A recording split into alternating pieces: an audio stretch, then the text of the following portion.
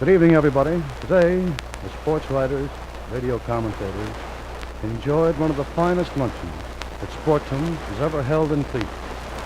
Standing in front of the microphone now is the president, owner of the Cleveland Indians, Mr. Alva Bradley. It is my pleasure today to have a small luncheon in honor of Bob Feller. I had not seen him for over a period of pretty close to 2 years. He came back to Cleveland.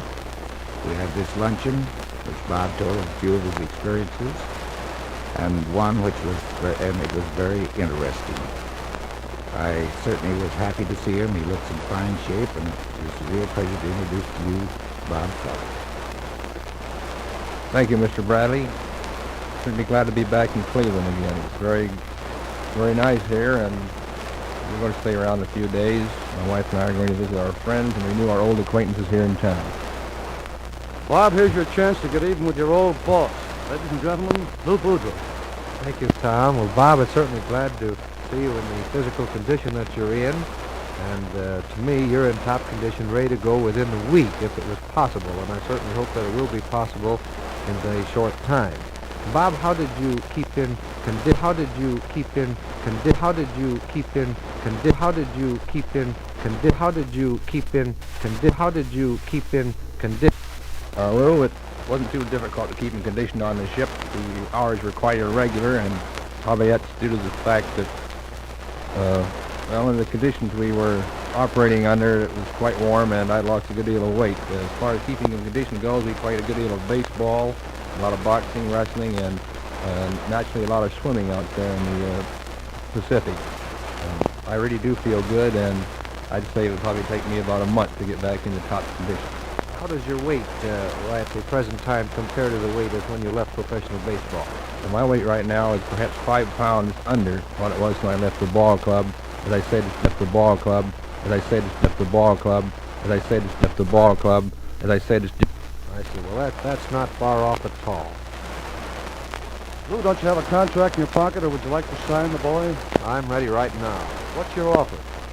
Well, I'll let that up to Mr. Bradley. Before you run away, Lou, that hot basketball race in the Western Conference, you know something about basketball. What's your opinion of it? Well, I'm afraid that the University of Illinois quintet is on the downgrade at the present time, Red, because of the fact they have injuries and cold. And tonight they play at Columbus, which means that veteran Ohio State University team will give them a tough battle. They have another game at Iowa. So I believe that the conference winner, or winners, it may be a tie, will finish with 9-3. Friends, I wish you could see Mr. Alva Bradley and Mr. Boudreau. They're practically drooling to get a contract in the hands of this guy, Bob Feller, and I know how they feel. But here's one of the greatest pitchers that baseball has ever known. Unquestionably, one of the outstanding gentlemen, Mel Harvey. Bob, it's certainly great to see you again, and to be able to spend a couple hours with you today, why, it's been swell. Do you think he could knock Rosar's glove off his hand today? I don't know. I might be able to do it, Mel, but first, certainly glad to see you, and I recall that, well, you were the only member of the club at the present time that was with the club when I joined them back in 1936. That seems rather odd, but even though it's true. And before we go any farther, I want to say that Mel was the pitcher on the ball club that taught me how to throw a curveball, which he helped me develop, and it became quite effective.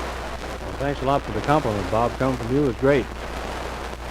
Bob, you certainly had a lot of experiences here in the last few years. You've been all over the world. You mind saying where you've been, if you can?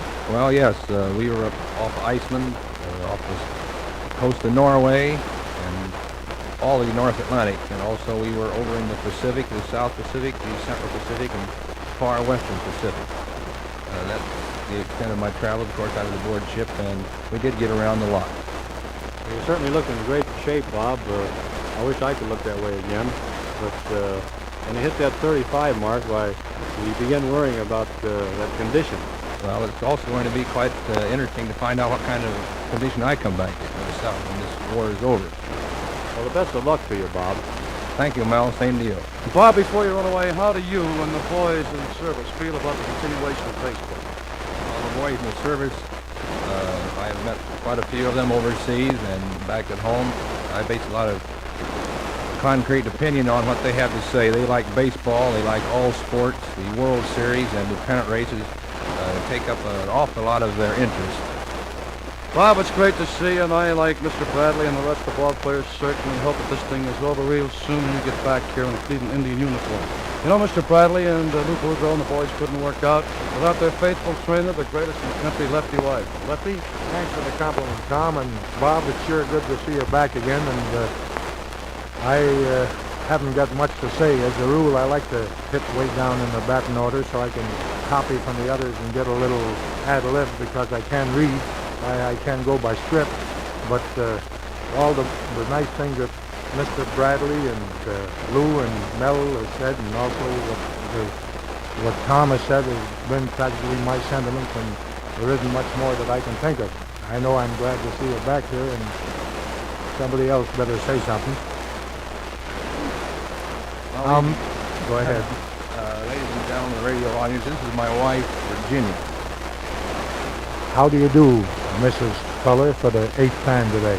How you doing, Mr. Wiseman? You know, ladies and gentlemen of the radio audience, listeners, Bob is doing a great job for Uncle Sam and for us Americans, but Mrs. Feller is doing a pretty good job at home herself. Good job at home herself. Good job at home herself. Pretty good job at home herself. Good job at home herself.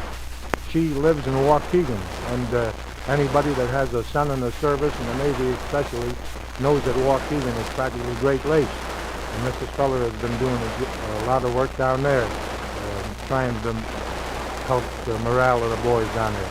And after she joined Bob away from there, she took up some USO work. And Mrs. Feller, what do you think about Bob being back? I think it's wonderful, and I feel like all the rest of the millions of Navy wives who all want their husbands home. We all have a big job to do, and as soon as that's done, why, baseball will be our next string and heart. Thank you a lot, Mrs. Feller. And here's a sweetheart of baseball, and I think she ought to represent all the girls. How do you feel about the appearance of Bob? Oh, it's just certainly grand to see him, and the only thing I can say, I just feel like giving him a great big kiss. There you are, Edna Jameson. Thank you very much for dropping in the studio. Bob Feller, Mr. Bradley, Lou Boudreau, Lefty Wiseman, and all.